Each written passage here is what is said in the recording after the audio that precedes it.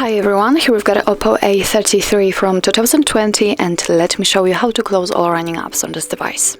So actually all you have to do is simply open the recents, and you can do it by tapping on this 3 bars icon, so let's do it. And as you can see here, we've got the list of all previously opened apps. If you want to close only one of it, then find it and swipe it up, just like that.